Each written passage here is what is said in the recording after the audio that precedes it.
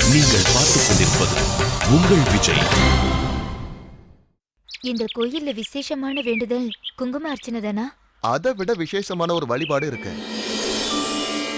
இது குழந்தைகளுடைய ஆயுள் விருத்திக்காக அம்மாக்கள் பண்ற அங்க பிரதட்சணம்.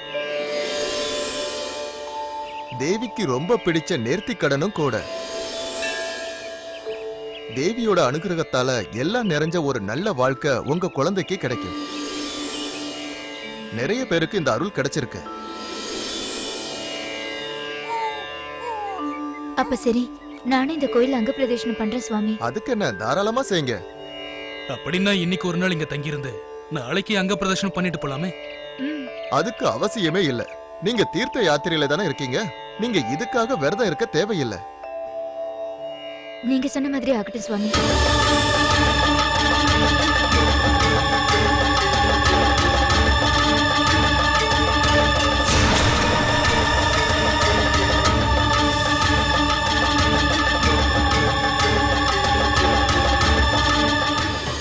உன்னிமாயா மகாராணி தூக்கி வச்சிட்டு இருக்க குழந்தை தான் உங்க குழந்தை ஐயா அப்படின்னு நீங்க ரெண்டு பேரும் அடிச்சு சொல்லணும்.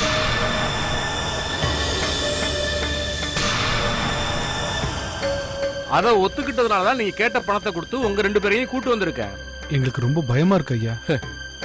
நான் சொல்றத நீங்க இப்ப கேட்கலன்னா நீங்க பயப்பட வேண்டிய நேரம் நெருங்கிடுச்சுன்னு அர்த்தம். உங்க ரெண்டு பேர் தலையும் வெட்டி வீசிடுவேன்.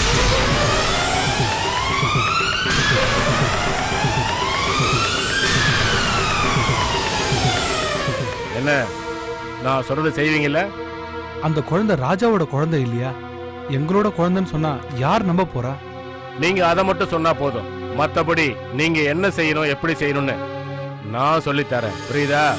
கால பூஜைக்கான நேரம் ஆயிடுச்சு. உங்க உடைகள் எல்லாம் மாத்தி குளத்துல மூழ்கி எழுந்துருச்சு. ஈர துணியோட வேகமா வந்துருங்க. அப்புறம் கால பூஜை முடிஞ்சு நட திறந்த உடனே அங்க பிரதட்சணம் பண்ணுங்க. இந்தாங்க சுவாமி குங்குமம். சரி, கால பூஜையிலேயே குங்கும அர்ச்சனையும் பண்ணிடலாம். குழந்தையோட பேரு நட்சத்திரம்? குழந்தை பேரு கௌரி, நட்சத்திரம் மகம்.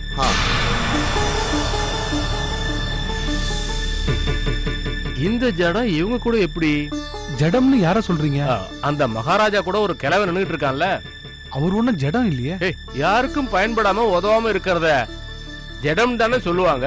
அப்படின்னா தாமதிக்காதீங்க. கால பூஜைக்கான நேரம் ஆயிடுச்சு. பிரகாரம் சுத்த வேண்டியது இருக்கு. சீக்கிரமா குளிச்சுட்டு வந்துருங்க.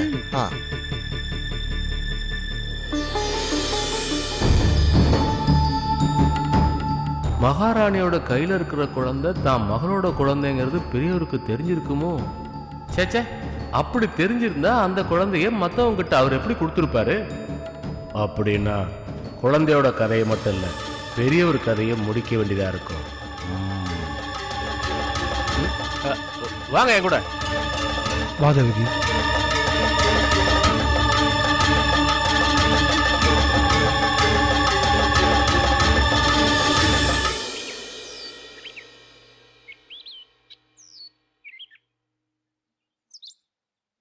ஏன் இவ்வளவு நேரம் ஆச்சு? ஒரு குங்கும அர்ச்சனை பண்ண வேண்டியது இருந்தது. கால பூஜை முடிஞ்சதும் அதை செய்யலான்னு சுவாமி சொன்னாரு. அதான் நேரம் ஆயிடுச்சு. இந்த பிரசாதத்தை கொண்டு போய் கொடுத்துட்டு வந்துடுறேன். யாருக்கு? ரேணுகாக்க. நேத்து அவ என் கூட கோயிலுக்கு வரேன்னு தான் கிளம்புனா. அப்பதான் அவளுக்கு கால்ல முள்ளு குத்திருச்சு. பாவம் இல்ல? பார்க்கவே பாவமா இருக்க. நேத்து ராத்திரி முழுக்க அவ சுத்தமா தூங்கவே இல்ல. விடிஞ்சதுக்கு அப்புறம் கூட அவளுக்கு வலி அதிகமா இருந்தது, வீக்கமும் குறையவே இல்லம்மா. நான் தேவி கிட்ட போய் அவளுக்கு வலியும் வேதனையும் குறையணும்னு அவ பேர்ல இன்னைக்கு நான் குங்கும அர்ச்சனை பண்ணி கொண்டு வந்திருக்கேம்மா. அந்த பிரசாதம் தான் இது. இந்த பிரசாதத்தை நீ அவளுக்கு கொடுக்க வேண்டாம். அந்த அகங்காரிக்கு நீ அர்ச்சனை பண்ணிட்டு வந்திருக்கியா? மனசுல களங்கத்தோட கோயிலுக்கு வரேன்னு சொன்னதுனாலதான் அவ கால்ல முள்ளு குத்துச்சு. அது தேவி கொடுத்த தண்டனை. குளிக்காம கோயிலுக்கு வர நினைச்சவதானே அவ. அவளோட பேர்ல அர்ச்சனை பண்ண பிரசாதத்தை கொண்டு போய் கொடுத்தா இனியும் தோஷம்தான் வரும். உங்களுக்கு ரேணுகாவை பிடிக்காததுனால தானே இப்படி எல்லாம் பேசிட்டு இருக்கீங்க? மல்லிகா, உனக்கு அவளை அவ்வளோ பிடிக்கும்னா கொண்டு போய் கொடு. உனக்கு ரொம்ப கஷ்டமா இருந்தா அவ கூடவே உக்காந்து அவளை கவனிச்சுக்கோ. அவளுக்கு பரிபூரணமா சுகமாற வரைக்கும். ஆனா ஒண்ணு நிச்சயம், அவளோட சுகமும் சந்தோஷமும் கூடுச்சுன்னா நீ இன்னும் அழ வேண்டி இருக்கும். நான் பெத்த பொண்ணு மாதிரி உன் மேல பாசம் வச்சிருக்கேன். அதனாலதான் சொல்றேன். இதுக்கப்புறம் உன் இஷ்டம்.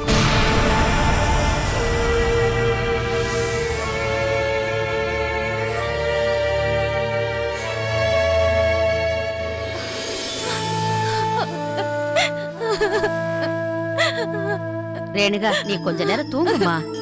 வலி உயிர் போகுது, எப்படி தூங்க முடியும் சொல்லுங்க?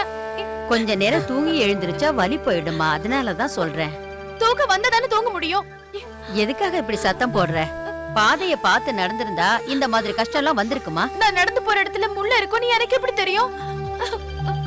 அந்த திமிர் பிடிச்சவ கூட நீ எதுக்கு கோயிலுக்கு போகணும்னு நினைச்ச? சின்ன மகாராஜா சொன்னதுனால தான். சின்ன மகாராஜா அப்படி சொல்லி இருந்தாலும் மல்லிகா போறதுக்கு முன்னாடி போயிருக்கணும், இல்லனா அவ போன பிறகு போயிருக்கணும். இங்க பாருமா, நானே வலி தாங்க முடியாம இங்க கஷ்டப்பட்டுட்டு இருக்கேன். இந்த நேரத்துல உங்க அறிவுரையெல்லாம் கேட்கறதுக்கு நான் தயாரா இல்ல.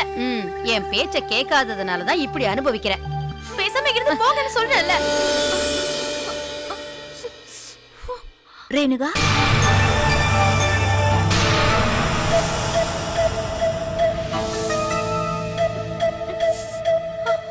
என்னடி? பிரசாதம். கால்ல முள்ளு குத்துனதுனால வலியும் வேதனையும் அதிகமா இருக்குன்னு தெரியும். அவளால கோயிலுக்கு வர முடியாததுனால அவ பேர்ல குங்கும அர்ச்சனை பண்ணி பிரசாதம் கொண்டு வந்திருக்கேம்மா. ரேணுகா இந்த பிரசாதத்தை எடுத்துக்கிட்டா போதும்மா. தேவியோட அருளால வலியெல்லாம் போயிடும். பெரிய பிரசாதம்.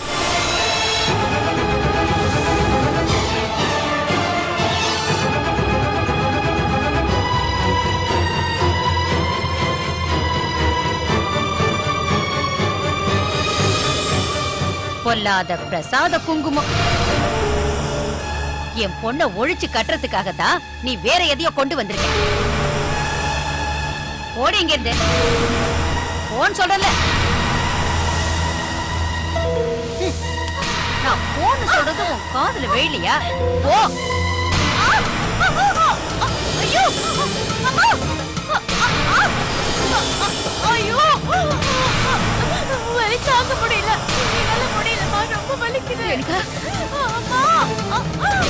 ரேணுகா, என்னாச்சுமா? முடியலமா. என்னாச்சு? என்னால வலி தாங்க முடியலமா. தாங்க முடியல, ரொம்ப வலிக்குதுமா. இந்த வலியால நான் செத்து போயிடுவேன்னு நினைக்கிறேன்மா. எனக்கு ரொம்ப பயமா இருக்கு. ஐயோ, யாராவது இங்க ஓடி வாங்களே. என் பொண்ணுக்கு என்னாச்சுன்னு தெரியலையே. என்னாச்சு? என் பொண்ணுக்கு என்னவோ ஆயிடுச்சு. என்னாச்சு? என் மக கால பாருங்க. பார்த்திபா, முதல்ல வைத்தியரை கூட்டிட்டு வரதுக்கு ஏற்பாடு பண்ண. இந்த வீக்கத்தை பார்த்தா ஏதோ விஷமுள்ளு குத்தி இருக்குன்னு நினைக்கிறேன். உடனே வைத்தியம் பார்க்கலைன்னா இவன் நிச்சயமா இறந்துருவான். நான் இப்பயே கூட்டிட்டு வரேன். ஐயோ! அம்மாடி ரேணுகா! ரொம்ப வலிக்குது.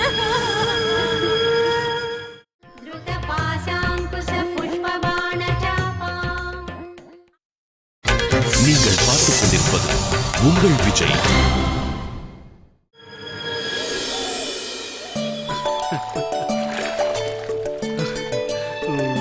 ஒண்ணும் இல்ல. அம்மா அம்மா பாருங்க.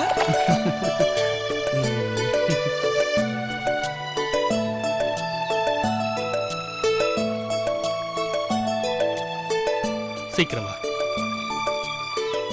மகாராஜா, காலையில பூஜை முடிஞ்சு இப்ப நட திறந்துருவாங்க. நட திறந்த உடனே அங்க பிரதர்ஷனம் பண்ணணும்னு மேல் சாந்தி சொல்லியிருக்காரு. அதுக்கு என்ன, உடனே போய் செய்யலாமே. முடியுமா? சீக்கிரம் வா. மகாராஜா, குழந்தைய என்கிட்ட கொடுங்க, நான் வச்சுக்கிறேன்.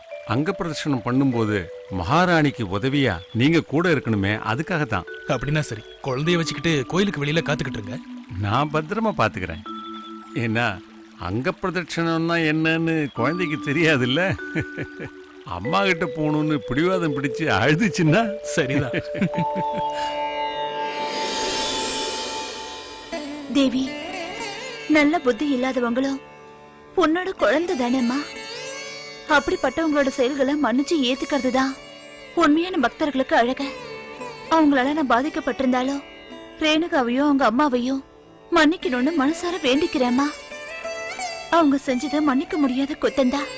அதுக்காக நீ அவங்கள தண்டிச்சிடாதம்மா. அம்மா. மல்லிகா, ரொம்ப நேரமா வேண்டிக்கிட்டு இருக்கியே, ஏன் கோயில்ல போய் வேண்டிக்கிட்டதுல திருப்தி இல்லையா உனக்கு? அதெல்லாம் இல்லம்மா.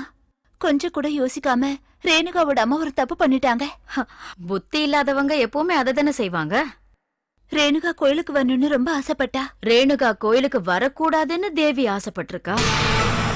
ஆமா, அதனாலதான் இந்த மாதிரி எல்லாம் நடக்குது. வேண்டாம்மா, அப்படிலாம் சொல்லாதீங்க. உனக்கு வேண்டானா விடு, ஆனா நான் சொல்லியே தருவேன். நீ படுற கஷ்டங்களை பார்த்து அந்த அளவுக்கு நான் கவலைப்பட்டுட்டு இருக்கேன். அது போட்டோம். பிரபாவதி ஏதோ முட்டாள்தனமா பண்ணிட்டான்னு சொல்லிட்டு இருந்தியே, என்னது அது? கோயிலுக்கு போயிட்டு வந்தேன். ரேணுகாக்கு குங்கும பிரசாதத்தை கொண்டு போய் கொடுத்தேன். பிரபாவதி அதை தட்டி விட்டுட்டா. நான் ஏற்கனவே உன்கிட்ட சொன்னல, பிரசாதத்தை கொண்டு போய் அவகிட்ட குடுக்க வேண்டான்னு. ரேணுகாவோட அறைக்கு போக வேண்டான்னு சொன்னேன். ரேணுகாக்கு இருக்கிற வலியெல்லாம் பிரசாதத்தை கொடுத்தா போயிடும்னு நினைச்சம்மா. அந்த பிரசாதத்தை மதிக்காம தட்டி விட்டதுக்கான தண்டனை கையோட அவளுக்கு கிடைச்சிருச்சு. என்னமா சொல்றீங்க? என்ன ஆச்சு? அந்த நிமிஷத்துல இருந்து ரேணுகாவோட உடம்பு முழுசும் விஷம் பரவுன மாதிரி நீல நிறமா மாறிடுச்சு. அம்மா தேவி, மரண வேதனைய ரேணுகா இப்ப அனுபவிச்சுட்டு இருக்கா. பார்த்திபனும் அவன் மாமாவும் வைத்தியரை கூட்டிட்டு வந்திருக்காங்க. ஐயோ, நாம இப்ப என்னமா செய்யறது? ஒன்னும் செய்ய வேண்டாம். அவளுக்கு கிடைக்க வேண்டியதை தேவி கொடுத்துட்டா. இனியாவது அந்த ராட்சச ஜென்மங்க இங்க இருந்து ஒழிஞ்சிட்டாங்கன்னா என் பொண்ணு சந்தோஷமா நிம்மதியா இருப்பா. மல்லிகா, நீ அதுக்காக வேண்டிக்க.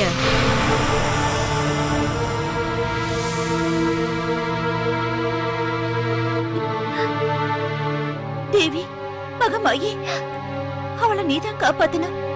அவ தெரியாம செஞ்ச எல்லா தப்புகளையும் நீதாமா மன்னிச்சு அருள் புரியணும்.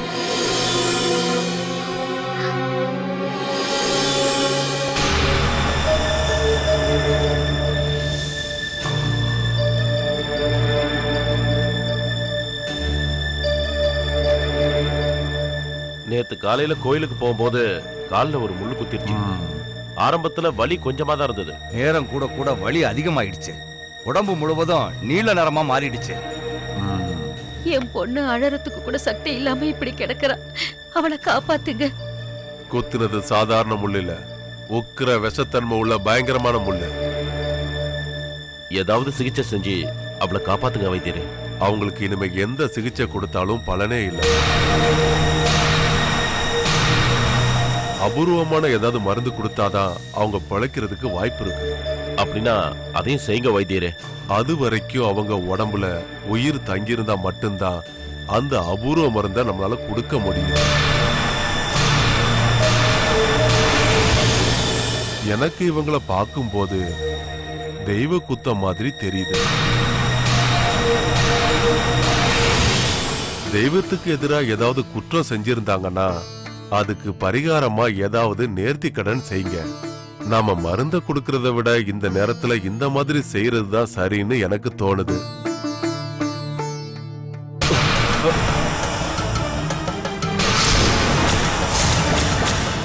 தேவி, மகமாயி, உன்னோட அருமை தெரியாம யாரோ இந்த மாதிரி செஞ்சிருக்காங்க.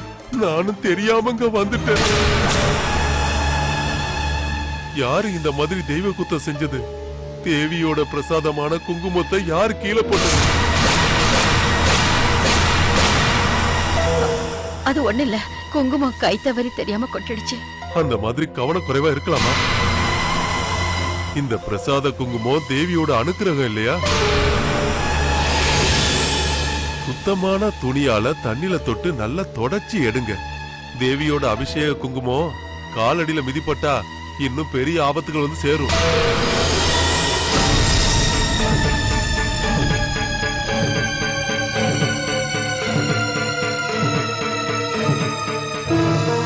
யாரு இந்த குங்கும பிரசாதத்தை கீழே போட்டது? அந்த திமிர் பிடிச்சவ மல்லிகா தான். என் பொண்ணுக்கு குடுக்கறதுக்காக கொண்டு வந்தா. அவ மேல உள்ள கோபத்துல நான் தான் தட்டி விட்டுட்டேன். அறிவில்லாத முட்டாள்தனமான இவளோட கோபத்தாலதான் இந்த மாதிரி சம்பவங்கள்லாம் நடந்துகிட்டு இருக்கு. தயவு செஞ்சு இந்த குங்குமத்தை முதல்ல எடுமா. வேண்டாம், சுத்தமான துணியால தான் இதை தொடச்சு எடுக்கணும்னு வைத்தியர் சொல்லியிருக்காருல்ல.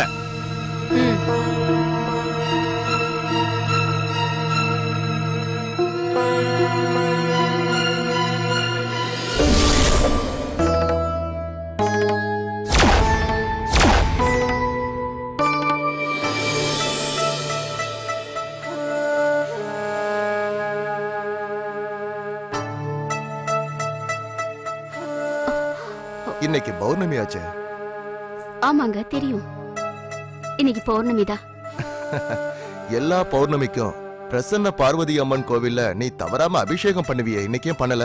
என்னாச்சு? பண்ண வேண்டான்னு முடிவு பண்ணிட்டியா?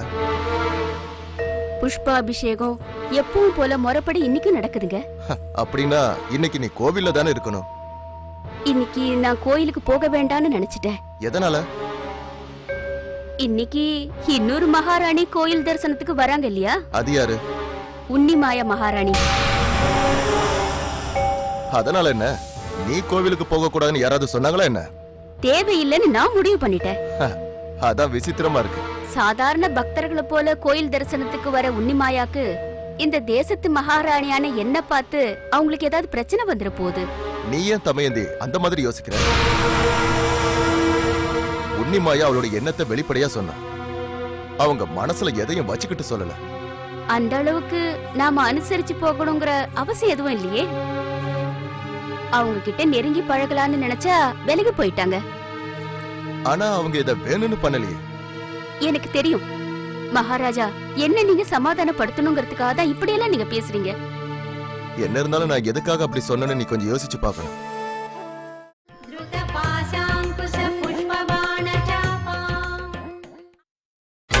நீங்கள் பார்த்துக் கொண்டிருப்பது உங்கள் விஜய். நாம அவங்களுக்கு உதவி பண்ணணும்னு நினைச்சோம். என்ன காரணமோ அதை அவங்க வேண்டான்னு சொல்லிட்டாங்க. அவங்க இங்க தங்காம நம்ம உதவியை மறுத்ததால நமக்கு ஏதோ நஷ்டம் ஏற்படல இல்லையா? அதனால இந்த விஷயத்தை இதோட விட்டுட்டு எல்லாத்தையும் மறந்துரு. இல்ல மகாராஜா, நீங்க எவ்வளவுதான் என்ன சமாதானப்படுத்தினாலும் அந்த சம்பவத்தை என்னால மறக்க முடியல. மகாராஜா, மகாதேவபுரத்து மகாராஜா நீடூடி வாழட்டும். நீங்க யாரு? அடியேன் சூலபாணி. நீங்க இந்த தேசத்துக்காரரா? இல்ல மகாராஜா, நான் அழகிய பாண்டிபுரத்தை சேர்ந்த ஒரு சாதாரண குடிமகன். அங்க இருக்கிற சந்திரசேன மகாராஜாவோட விசுவாசமான வேலைக்காரன். நீங்க இந்த தேசத்துக்கு எதுக்காக வந்தீங்க? சந்திரசேன மகாராஜாவோட உத்தரவுப்படி கிழக்கு தேசத்து வியாபாரிகளை பார்த்து பேசுறதுக்காக உங்க தேச வழியா போய்கிட்டு இருக்கேன். திடீர்னு என்னால ஒரு அடி கூட எடுத்து வைக்க முடியாத அளவுக்கு ஒரு கஷ்டம். அதை என்னன்னு சொல்லுவேன். அது ஏன்? உங்களுக்கு ஏதாவது நோய் வந்துருச்சா? நோயெல்லாம் இல்ல மகாராணி, அநியாயம் அக்கிரமம் நடக்குது. மத்தவங்களோட கஷ்டத்தை பார்க்க முடியாத அளவுக்கு மனசு வேதனைப்படுது. அதுக்கு என்ன காரணம்?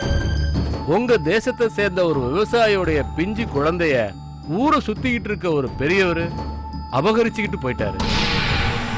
அந்த ஏழை விவசாயி படுற வேதனை பார்த்து என் மனசு சுக்கு நூறா உடைஞ்சிருச்சு. குழந்தையை கூட்டிட்டு அந்த பெரியவர் எங்க போனார்? இந்த தேசத்துலதான் எங்கேயோ சுத்திக்கிட்டு இருக்கிறதா நான் விசாரிச்சதுல எனக்கு தெரிஞ்சது.